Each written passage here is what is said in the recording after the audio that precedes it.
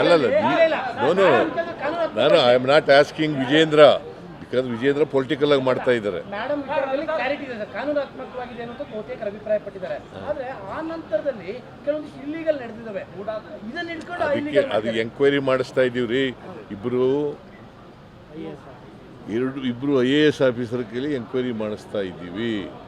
ಅದು ಏನು ತನಿಖೆಯಾಗಿ ಏನು ರಿಪೋರ್ಟ್ ಬರ್ತದೆ ನೋಡೋಣ. ತನಿಖೆಯಾಗಿ ರಿಪೋರ್ಟ್ ಬಂದು ಕಾನೂನು ಬಾಹಿರವಾಗಿ ಆಗಿದ್ದರೆ ಡೆಫಿನೆಟಾಗಿ 100% ಆಕ್ಷನ್ ತಗೋತೀವಿ.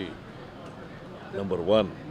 ನಂಬರ್ 2, ಈಗ BJPಯವರು ಮಾಡ್ತಾ ಇರ್ತಕ್ಕಂಥದ್ದು ರಾಜಕೀಯವಾಗಿ ಮಾಡ್ತಾ ಇದ್ದಾರೆ ಅಷ್ಟೇ. ಇಲ್ಲಿ ಬಂದು ಪ್ರತಿಭಟನೆ ಮಾಡ್ತೀವಿ, ಎಲ್ಲ ನಮ್ಮ ಮನೆ ಮುತ್ತಿಗೆ ಹಾಕಿದ್ರು, ಆಮೇಲೆ ಬೆಂಗಳೂರಿನಲ್ಲಿ ಪ್ರತಿಭಟನೆ ಮಾಡಿದ್ರು. ಈಗ ರಾಜಕೀಯವಾಗಿ ಅವರು ಮಾಡ್ತಾ ಇದ್ದಾರೆ. ಮಾಡಲಿ ಪಾಪ, ನಾವು ಅದಕ್ಕೆ ಅಸೆಂಬ್ಲಿ ಶುರುವಾಗುತ್ತೆ 15ನೇ ತಾರೀಕಿಂದ. ಅದು ರೈಸ್ ಆದರೆ ಡೆಫಿನೆಟಾಗಿ ಉತ್ತರ ಕೊಡ್ತೀವಿ ನಾವು ಸರ್.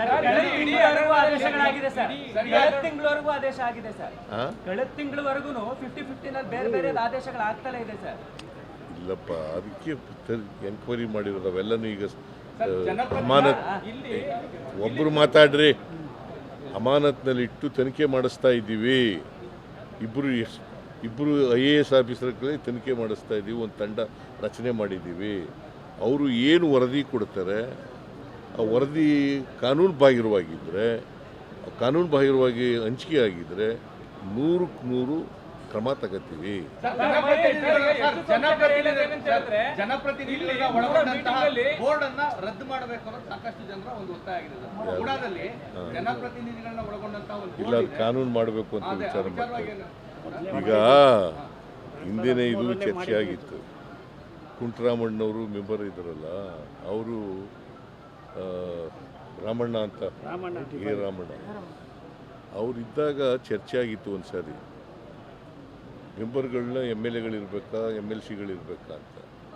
ಸೊ ಅದ್ರ ಬಗ್ಗೆ ಈಗ ಒಂದು ಅಭಿಪ್ರಾಯ ನೋಡೋಣ, ಇನ್ನು ಚರ್ಚೆ ಮಾಡಿ.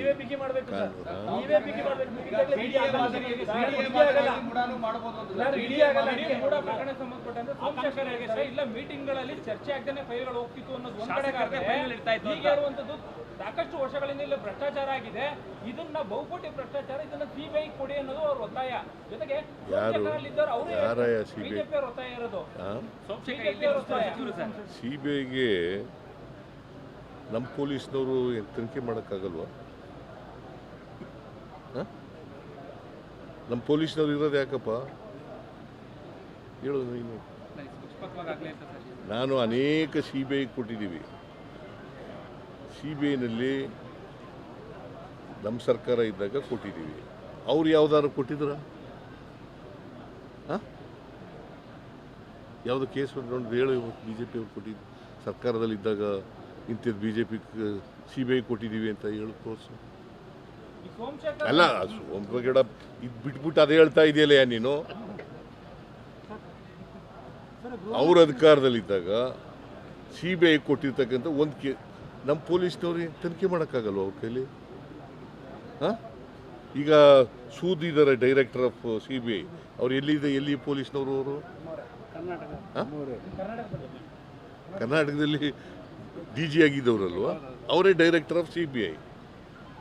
ಯಾಕಂದರೆ ನಮ್ಮ ಪೊಲೀಸ್ನವ್ರಿಗೆ ಸಾಮರ್ಥ್ಯ ಇದೆ ತನಿಖೆ ಮಾಡಲಿಕ್ಕೆ.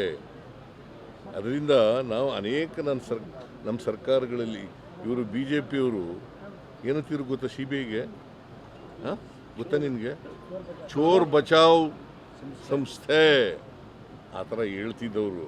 ಈಗ CBI ಕೊಡಿ, CBI ಕೊಡಿ, CBI ಕೊಡಿ. ನೀನು ಅದನ್ನ ಅವ್ರು ಹೇಳೋದು CBI ಕೊಡಿ. ಯಾಕೆ? ಅವ್ರ ಪೊಲೀಸ್ ಕೂಡ ಕೇಪಬಲ್ ತನಿಖೆ ಮಾಡಲಿಕ್ಕೆ.